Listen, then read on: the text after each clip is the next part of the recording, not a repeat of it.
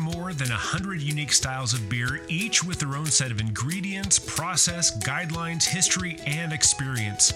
If you're a beer lover, an industry leader, or somewhere in between, a better knowledge of beer style will improve your life and your work. Welcome to A Sense of Beer Style, essential beer style training for those who want to lead in food and beverage. I'm Julia Herz. And I'm Jeremy Storton. We're advanced Cicerones, beer judges, home brewers, and we're excited to guide you through the vast and wonderful world of beer styles.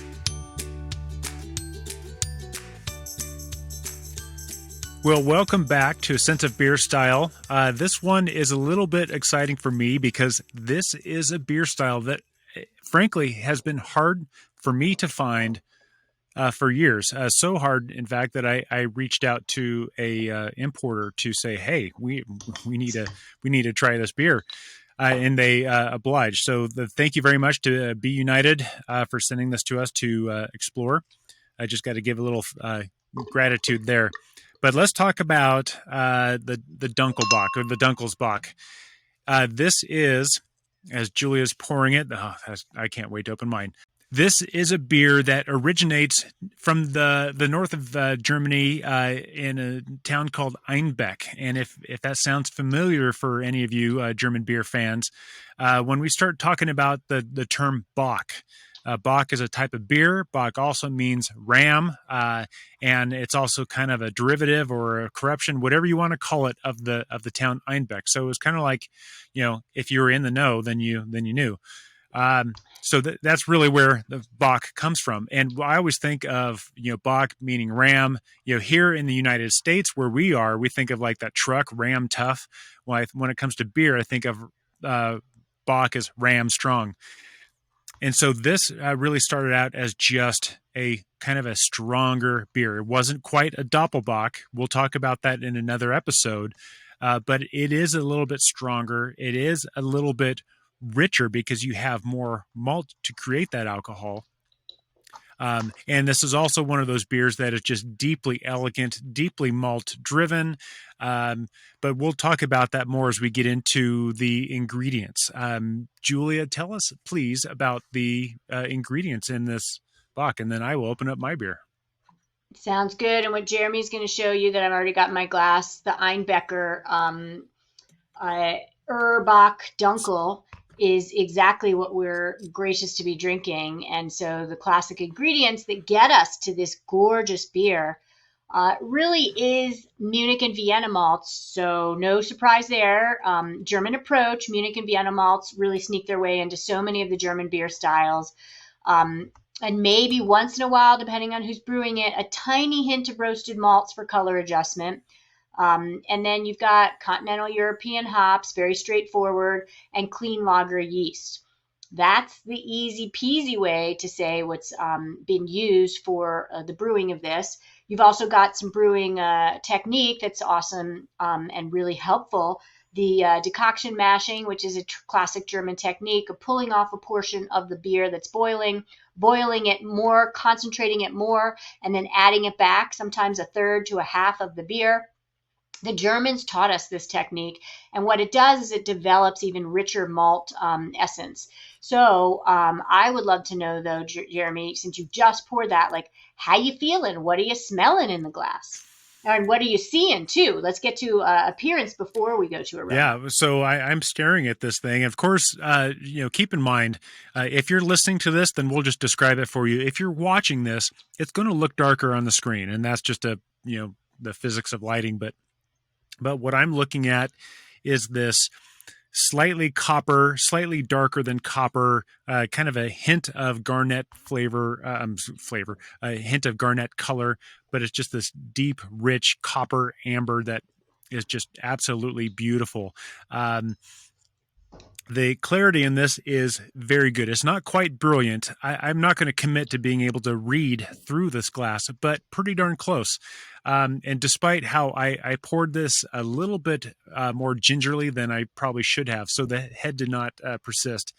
But you can expect for it to, if you pour it better than I did, a little bit more aggressively, you're going to get this large, beautiful, creamy head that's going to last for a very, very long time. It's going to be kind of white to tan as well, as just based upon the ingredients that we'll use. But now you brought up aroma, so you get to talk about what it smells like. I do. And if you've listened to our Munich Dunkel show, you'll get more of an essence in this kind of big brother, big sister beer style to Munich Dunkel, the Dunkles Bock, of the ethanol. So I'm definitely getting a low level tinge, tickles the tongue, tickles the nose type of alcohol. When I say ethanol, I mean certainly alcohol. And then I'm getting a little tickle to the tongue also of the carbonation volatilizing out of the glass. Style guidelines to be true, it's certainly very straightforward, medium to medium high, rich bready malt aroma from that Munich malt and Vienna malt that's been used to ferment this gorgeous, beautiful beer. And you've heard of maybe or maybe not Maillard reaction. That's a chemical reaction and advancement of flavors that really do take your malted barley to a more malty place, I shall say. So those toasty overtones, that toasted bread crust is really clean and just popping out of the glass. The style guidelines call for virtually no hop aroma, and I would agree with that. It's not about any hops in the aroma for this beer. And then, that clean lager yeast, as in most German styles, isn't really going to carry the day. That's more of a backdrop. Although there is a possibility to, get a sense of slight dark fruit character. Sometimes I would even go to not even dark fruit, but like white grapes, right? I've had from many a Bock beer or Doppelbock or even Eisbock, all three different styles in over the years, that essence of grapes. And it gives it just comes from, I think, those advanced malt aromas. And with that, we set up the flavor. Yeah, absolutely. So this is on point with the aroma of what Julia just mentioned. But because of the decoction mashing, because of the malt bill, you're going to get this medium to medium high maltiness to it. It's complex. It's rich. It's there's a slight toastiness to it, and I'm so glad you brought up Maillard. It's so hard for me to really describe Maillard really, really well, but I mean, excuse me, when you taste sugar, sugar tastes sweet.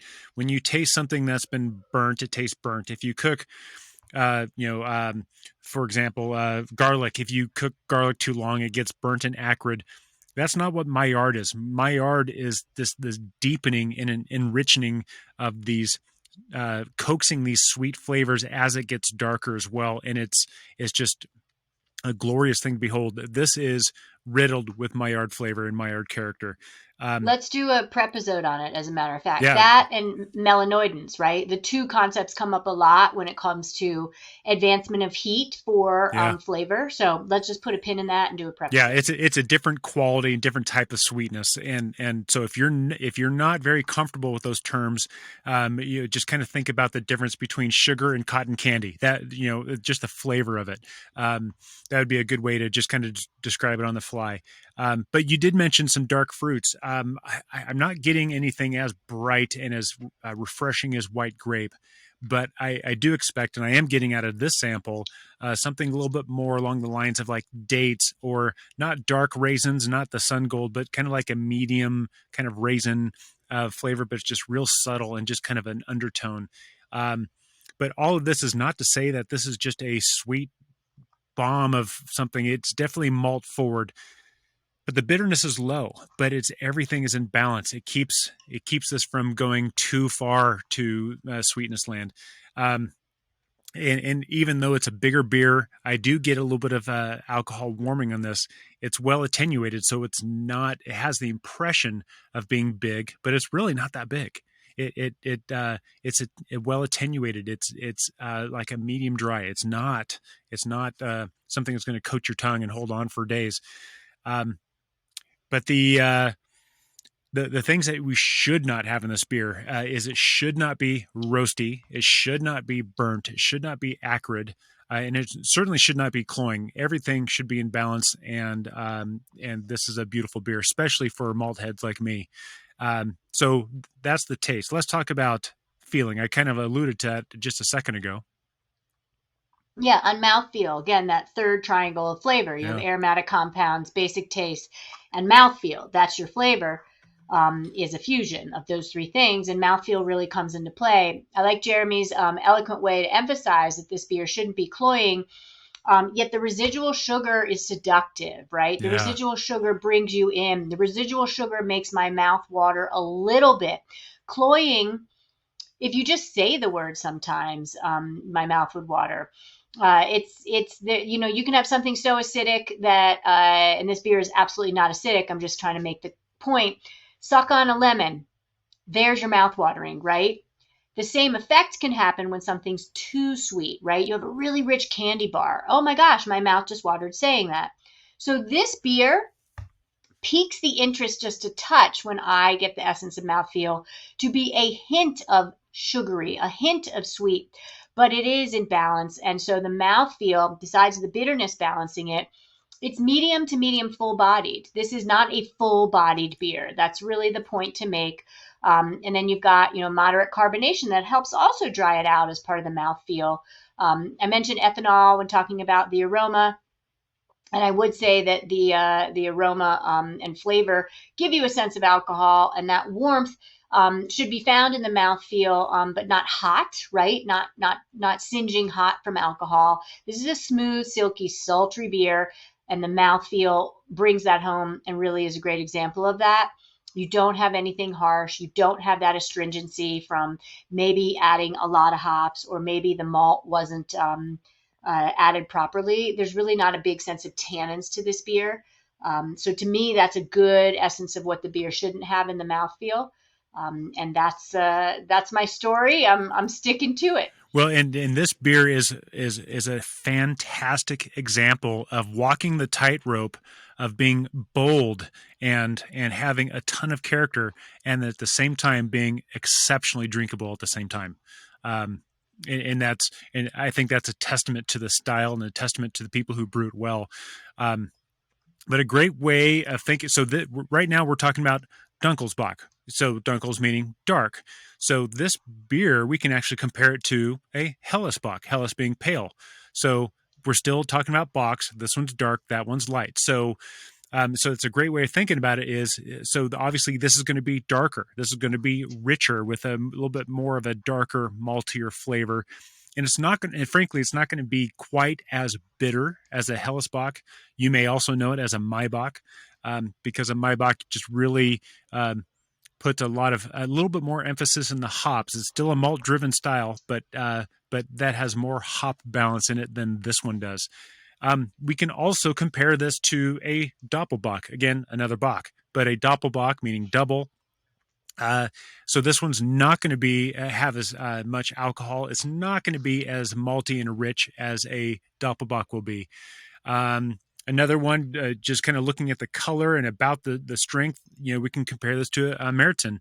But this is going to be a little bit stronger in the malt balance, whereas a Meriton is going to be a little bit more balanced between malt and hops. And this one is, tends to be a little bit on the stronger side as well. And I think the last thing that we can really compare this to, just going on color and similarities and region, is the Czech Amber Lager. But this, of course, is going to be richer, not have quite as much as that Czech lager kind of character to it that can have a little bit of diacetyl, but in the best way possible. But this one is going to be a little bit fuller bodied, not quite as attenuated. And not quite as hoppy as the Czech beers either. The Czechs definitely love their hops. So this is a great way to think about this beer in comparison to its closest cousins. But that being said, Julia, what are some commercial examples? What if we're trying to find the sample? What should we look for? Well, you definitely look for the one in our glass that we were so graciously sent. I mean, Yes. Einbecker, Urbach, Dunkel is truly one of the defining examples of this beer. Yes. I love seeing, though, a U.S. brewery, because Beer Judge Certification Program style guidelines, which we follow, and this is what we're overviewing, often the U.S. brewers, or frankly, brewers from other countries, when you're talking about a style of a country of origin, don't make it on the list for commercial examples, but you literally have Shell's Bock beer. August Shell Brewing out of the Northeast in Minnesota, amazing German heritage brewery, frankly, in the U.S. So Shell's Bock, which I'd love to get my hands on. Somebody send me one and I'll send you a present back. Right. Totally. And then so, anything with that Bock, I was always able, from my style guideline studies and Cicerone and beer judge certification program testing, easy enough to remember ASBOC, AASS Bock. So that was always a good one to have in my mindset. Then you got the Kettner Bock, which is another great example. Lindenboom is listed, and you've got all these styles that are really, to this day, still bringing us something this special. And I love that this beer style, with its cousin or brother or sister, as we talk about often, is so closely tied to Doppelbock and Eisbock, but yet it sets it apart. I mean, the Einbecker Urbock that Jeremy and I are drinking is 6.5% alcohol. If I could tell you that it is so rich and so sweet and so sultry and seductive with only 6.5% alcohol. Most wines these days are 13 to 14% if you're looking at the bigger, beefier reds. So I would say that the styles that you are going to seek out, definitely get the German examples, and then craft brewers have some game too now all over the world. And I do have to put in a little plug for all the homebrewers out there. If you can't find the sample, brew it yourself.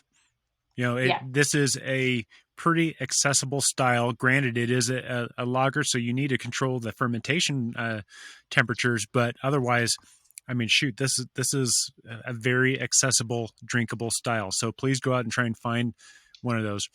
I'm going to tag on. If you are going to brew it, then you got to look at the numbers. You got to tighten the specs. These are German beers. They are very precise.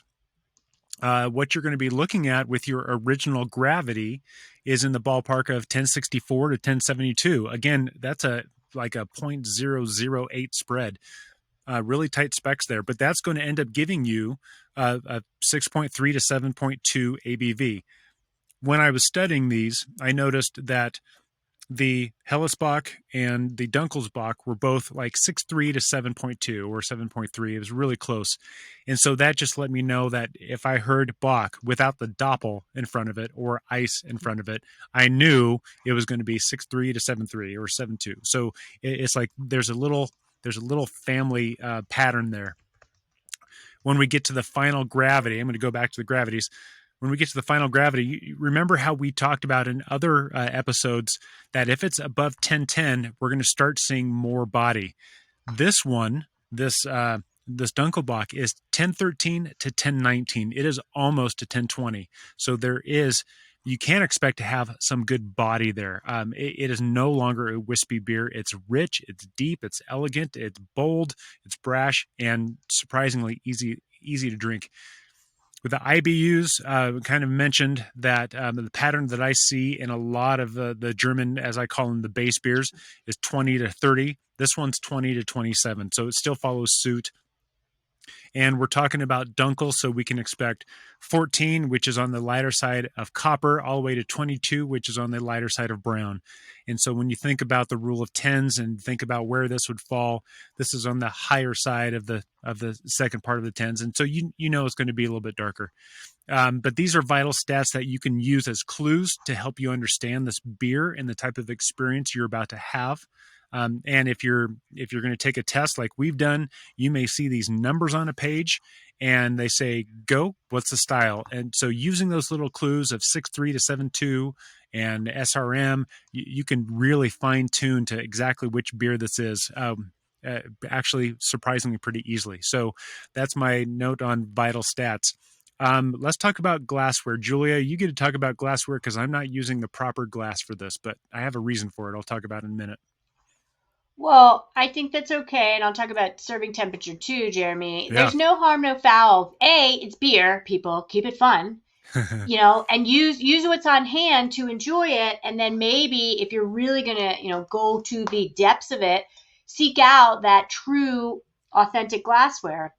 Bock beer and Doppelbocks, I've seen them served in all fashion. Jeremy has a Belgian tulip in his hand. I have a German Hefeweizen style glass. So no harm, no foul. I'm going to get at the aspect of the function of the glass and the sensory Great. output. What I want is an essence of, frankly, my glass I like better than Jeremy's, and I'll tell you why. I'm able to warm this up. And this beer is so malty. I mean, I keep using sultry and seductive, and Jeremy talked about like California raisins and, not desecrated raisins, really fresh raisins and figs. And like, it's got such advanced malt notes that I want that above 38 degree Fahrenheit temperature because I want a better essence of those malts. So to me, any glass that you're going to hold on to as you sip, with each sip, I have calibrated more and more to the malt in this beer.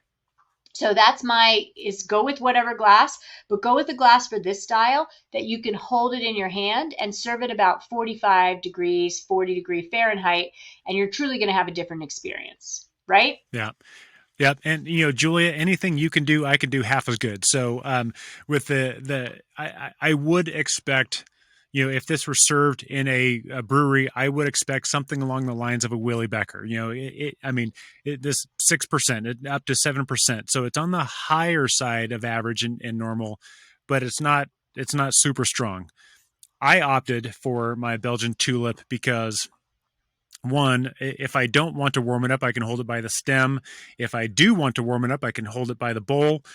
And the nice thing about this is because this is, a 6.5% beer, I didn't want to drink all of it right now. I'm going to save this for after dinner, the rest of it anyway. Right. Well played. But this gives me the opportunity to really smell it. And if I pour it properly, then this gives me the opportunity to let the head really hold well, but I can swirl it. I can smell it. This is a thoughtful beer. It's easy drinking, but the experience is deep and rich as you want it to be. And by putting it in a nice glass will kind of let you be in control of that experience. And so I chose this glass for that. That's very fair. Speaking okay, of let's start. Fair. Yeah, let's start the bidding. Let's go to pairing. And what are you going to put with this? Oh gosh, frankly, with this, I want to have some of those lemon Girl Scout cookies. I think that would be just awesome with this. I'm going to go straight to dessert first. This is a beer, a little bit brooding, maybe a little jazz in the background. I'm either going to have something just really savory, like spare ribs, slow roasted. Maybe some brisket burnt ends would be fantastic with this, with some little German potato salad, not like the creamy stuff we get in the US, but with mustard and bacon and that sort of stuff. That's what I want with this beer. But I'm still going to start with those lemon Girl Scout cookies with this. How about you? Super fun. Grilled ribeye comes to mind, and a little bit of horseradish on there. Just to, again, because of that malty essence and the same aspect that hops bring bitterness, right? Jeremy brought up wasabi during Munich Dunkles show, and I brought up ginger. I want an essence of snap and something sharp to go against these clean malt flavors. So ribeye, which traditionally is served with the horseradish sauce on the side, and au jus that would just fall into this gorgeous Bock beer that's 6.5%, and that's rich enough to stand up to a really robust ribeye. Albeit, respect to vegetarians for sure, we'll go to cheeses, and I do think now we're in the Swiss cheese level. I talked about Munster cheese during the Munich Dunkel episode. Mm-hmm. And now Swiss cheese is sharp enough and bright enough, but not too stinky and overpowering. This would really get Swiss cheese to taste a little bit more cashew-like. And I really do think pop. And then any types of, it's a cheat, but creme brulee would be fabulous with this. Just think about that seared with a torch on top of a creme brulee or a custard that get that caramelized types of sugars are really going to find their way to the malt in this beer. So I'm definitely feeling creme brulee-ish. Well, if I could amend my answer, then I would. You kind of got me thinking. I would definitely want to go with some Argentinian steak and chimichurri sauce, maybe some sweetbreads and stuff like that. But you start talking about that dessert and just that the Maillard flavors that we were talking about would be fantastic with a cherry pie as well. And so I think you and I could go all day long with this stuff, but it must be close to dinner time because I'm getting hungry. Yeah, totally. So if you like Bock beer, please pursue them, find them, try them. Definitely also keep in the mix Doppelbocks as well as On the Way to the Ice Box, Winter Box. There's so many others, but this is the entry level version. It is far from pedestrian though, so want to have you have it on your list, on your beer menu, and all of that. Thanks for listening, and we'll see you next time.